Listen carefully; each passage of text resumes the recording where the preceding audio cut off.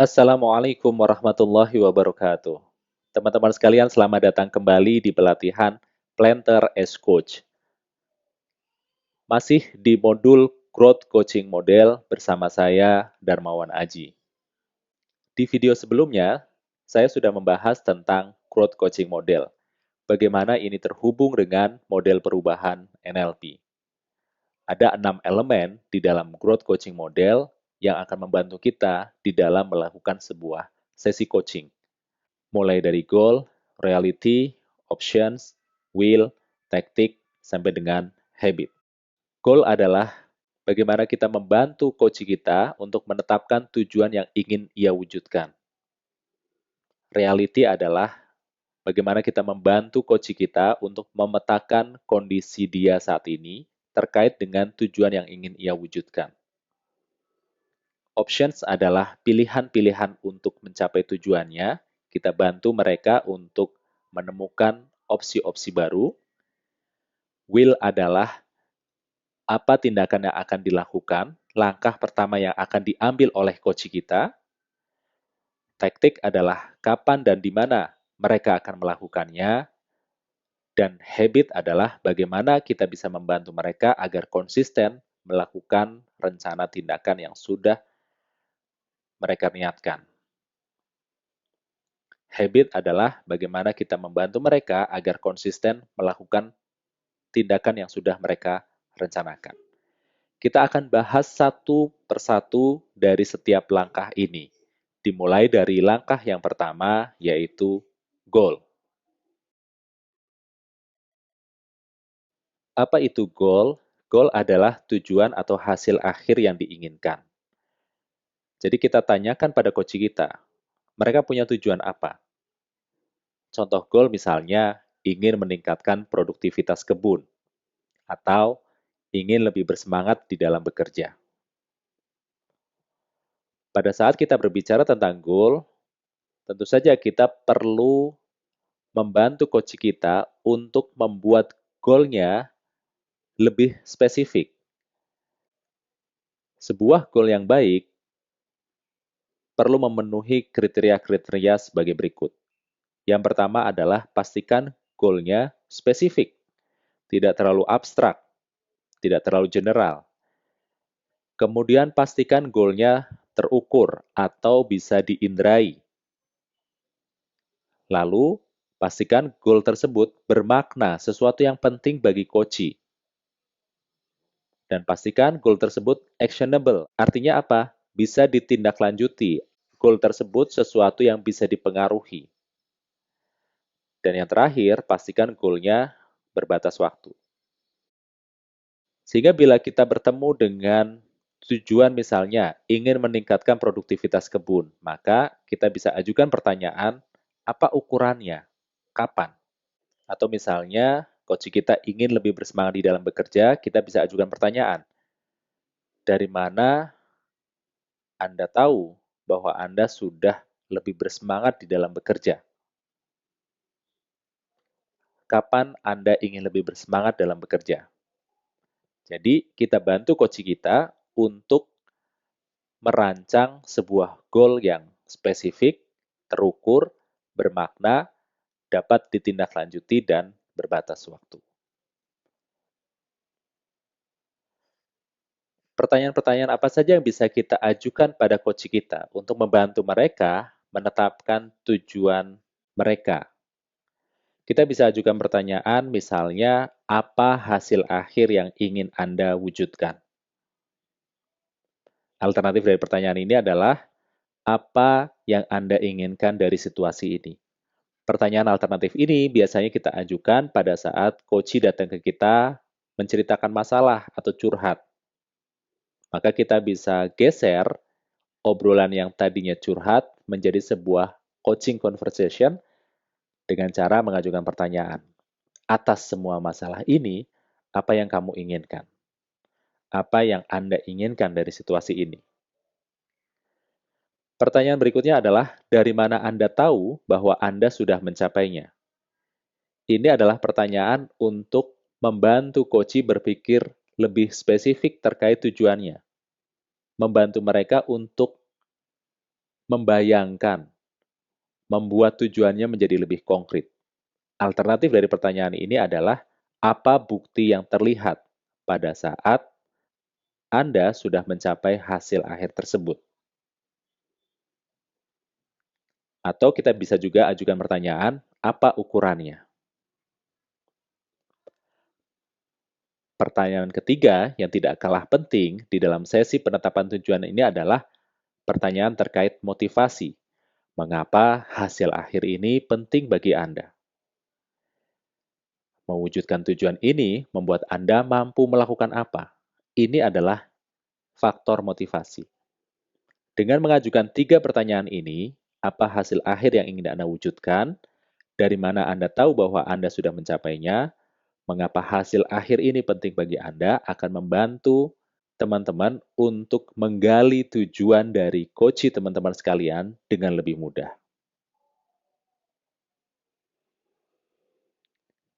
Oke, selanjutnya, setelah kita menetapkan goal, maka langkah berikutnya adalah cek realitasnya.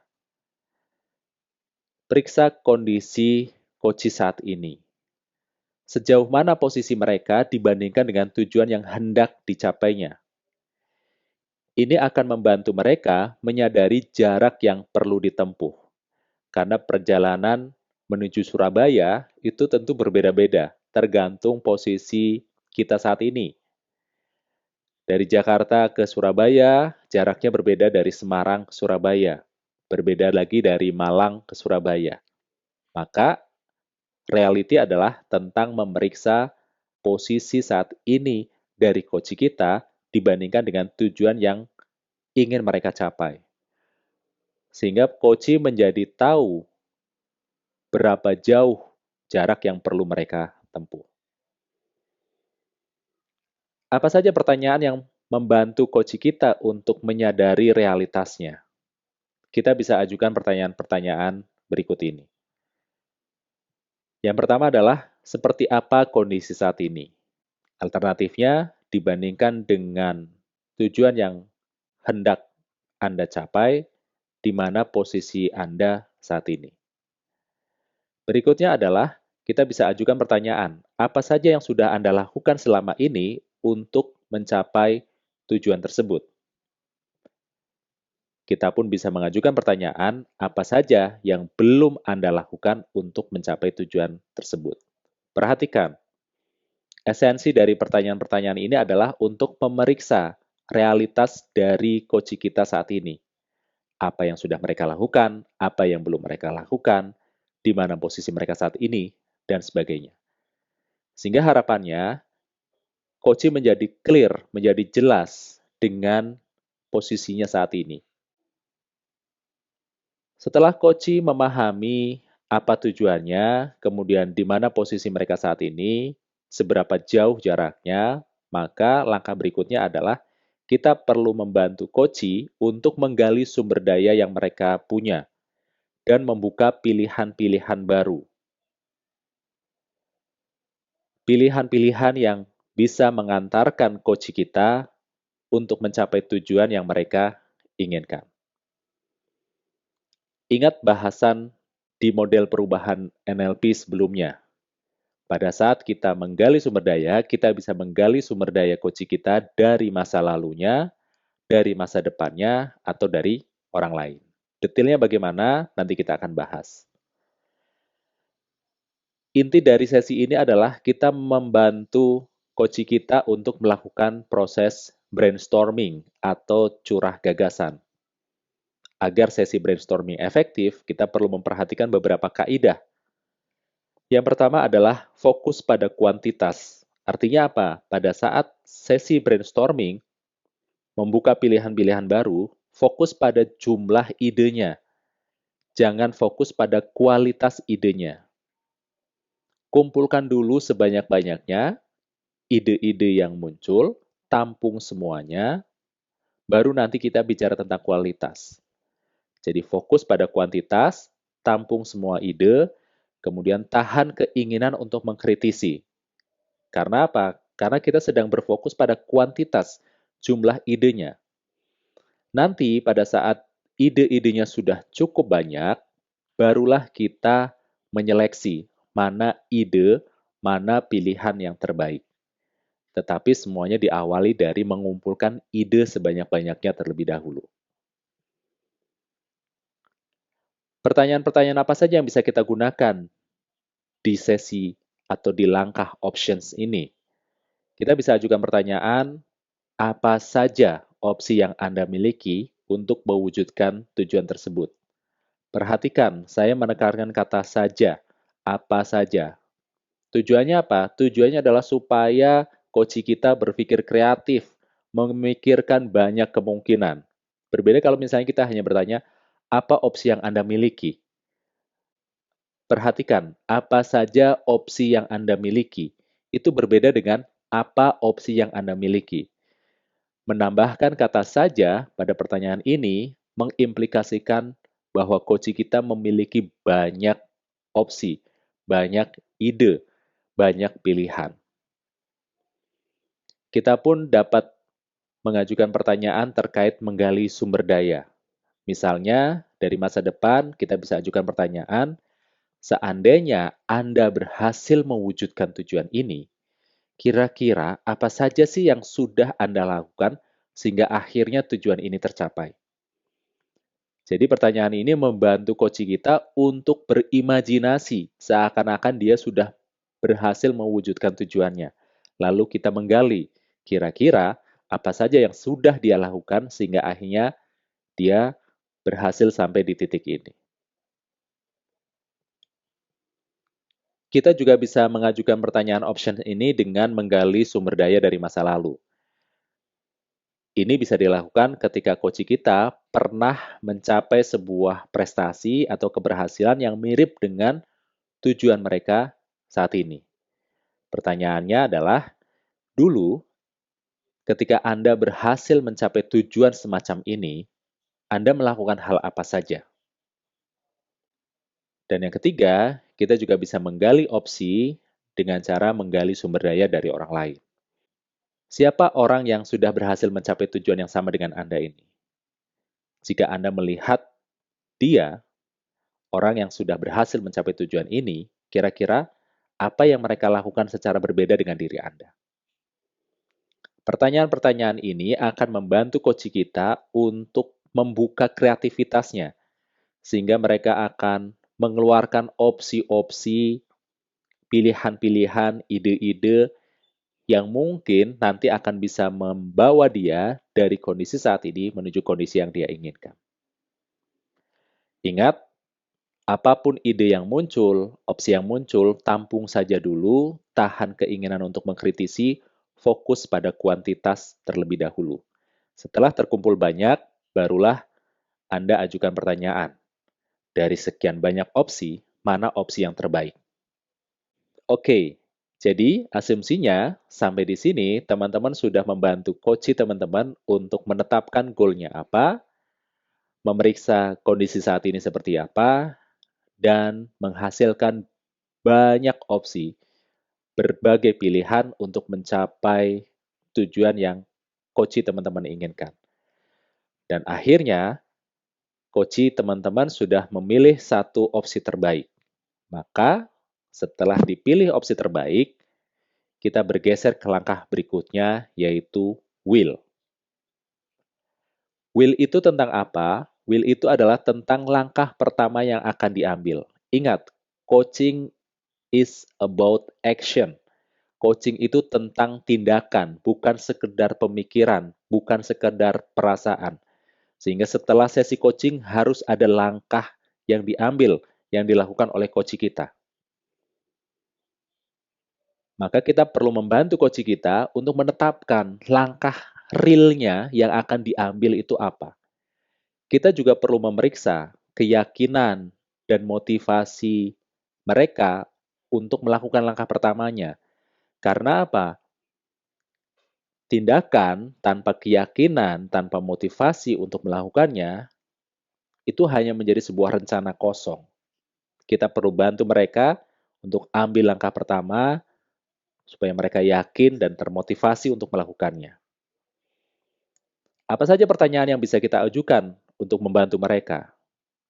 Kita bisa ajukan pertanyaan yang sangat sederhana, apa langkah pertama yang akan Anda lakukan?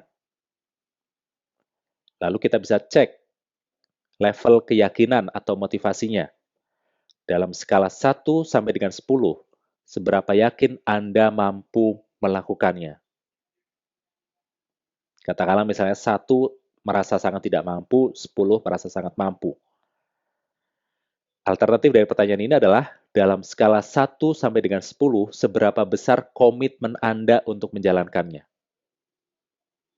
Dalam skala 1 sampai dengan 10, seberapa besar motivasi Anda untuk menjalankannya? Jika ternyata skalanya itu masih sangat kecil, misalnya dia jawab cuma 3, 4, 5, di bawah 7, kita bisa tanyakan, apa yang menghalangi Anda untuk menjawab di skala yang lebih tinggi? Atau kita bisa ajukan pertanyaan, apa yang dapat membuatnya lebih dekat ke skala 10? Intinya adalah kita perlu gali, jangan-jangan ada hambatan-hambatan tertentu yang membuat dia tidak berani untuk memberikan skala yang ideal. Katakanlah di atas 7. 7, 8, 9 itu oke. Kita perlu gali. Dan yang terakhir, kita ajukan pertanyaan, bagaimana Anda tahu bahwa Anda sudah mengalami kemajuan? Pertanyaan-pertanyaan ini akan membantu coach kita untuk mengambil langkah pertama. Namun, ini masih belum cukup. Kita perlu bantu mereka merancang sebuah taktik agar rencana melakukan langkah pertama ini betul-betul mewujud menjadi sebuah kenyataan. Di tahap taktik ini, kita perlu membantu coach kita untuk mendetilkan rencana tindakannya sehingga rencana tersebut benar-benar terlaksana. Kita bantu mereka menggunakan pernyataan jika maka dengan cara mengidentifikasi kapan dan di mana mereka akan melakukan tindakan atau langkah pertamanya. Jika sekarang, kapan dan di mana, maka saya akan melakukan apa? Ini adalah sebuah pernyataan implementation intention yang dirancang oleh Peter Goldwasser. Dia merancang pernyataan ini dan ternyata membantu orang-orang untuk berhenti menunda-nunda dan melakukan tindakan yang diperlukan ketika memang dia ingin melakukannya. Apa saja pertanyaan yang bisa kita ajukan di sesi taktik ini? Kita bisa ajukan pertanyaan, bagaimana Anda akan melakukannya? Jadi ketika coach sudah menyebutkan langkah pertamanya apa, kita ajukan pertanyaan, bagaimana Anda akan melakukannya? Kita bisa detilkan kapan dan di mana Anda akan melakukannya. Lalu,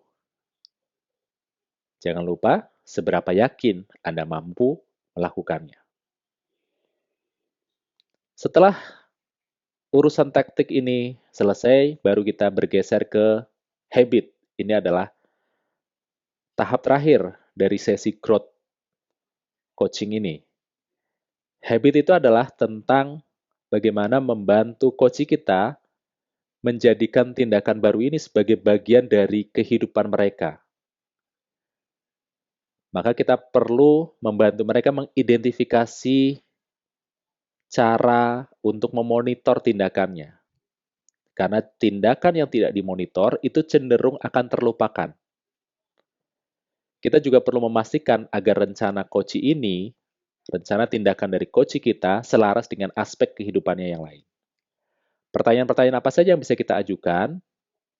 Kita bisa ajukan pertanyaan, apa yang bersedia Anda korbankan agar Anda dapat melakukan hal ini? Kenapa pertanyaan ini penting? Karena waktu kita terbatas, hanya 24 jam dan sudah terisi full. Maka, jika kita ingin melakukan sebuah tindakan baru, kita perlu mengurangi aktivitas yang ada dulu. Apa yang perlu kita korbankan? Mengurangi waktu untuk nonton TV misalnya, mengurangi waktu untuk bersosial media, mengurangi waktu tidur, apapun. Perlu ada yang dikorbankan agar kita bisa punya ruang untuk melakukan sebuah tindakan baru. Kemudian kita perlu mengajukan pertanyaan bagaimana cara Anda menjaga komitmen. Bagaimana cara Anda memastikan diri Anda menjalankan rencana secara konsisten? Bagaimana cara Anda memonitor tindakan Anda ini? Ingat, tindakan yang tidak dimonitor cenderung akan terlupakan. Dan yang terakhir, apakah tindakan ini selaras dengan aspek kehidupan Anda lainnya? Ini adalah cek terakhir untuk memastikan bahwa tindakannya, rencananya, semuanya selaras, tidak bertentangan dengan value yang mereka yakini. Nah, sampai di sini lengkap sudah sesi growth coaching kita. Sehingga kalau kita simpulkan, dalam sebuah sesi coaching, langkah-langkah yang perlu kita lakukan adalah pertama, tentukan goal-nya apa. Pastikan goal tersebut spesifik, terukur, bermakna, actionable atau dapat ditindaklanjuti, dan berbatas waktu. Lalu cek realitinya, cek kondisi saat ini, posisi coaching kita terhadap tujuannya. Lalu options, ciptakan opsi sebanyak-banyaknya. Will, pilih opsi terbaik, ambil langkah pertama. Taktik, pastikan rencananya spesifik, kapan dan di mananya terdefinisi. Dan yang terakhir adalah habit, bantu agar coach kita bisa melakukan tindakan secara konsisten. Sederhana, hanya 6 langkah, namun untuk menguasainya tentu saja teman-teman perlu berlatih secara terus-menerus. Latihannya bagaimana? Sederhana, mulai dengan melatih 3 kompetensi dasar. Relationship building, establishing dialogue, dan insightful questioning. Lalu perlahan-lahan mulai latih pertanyaan-pertanyaan yang lebih spesifik, pertanyaan tentang goal, tentang reality, tentang options, tentang will, tentang taktik, dan tentang habit. Mudah-mudahan bermanfaat. Selamat berlatih. Terima kasih. Sampai jumpa di sesi-sesi berikutnya. Salam, saya Darmawan Aji.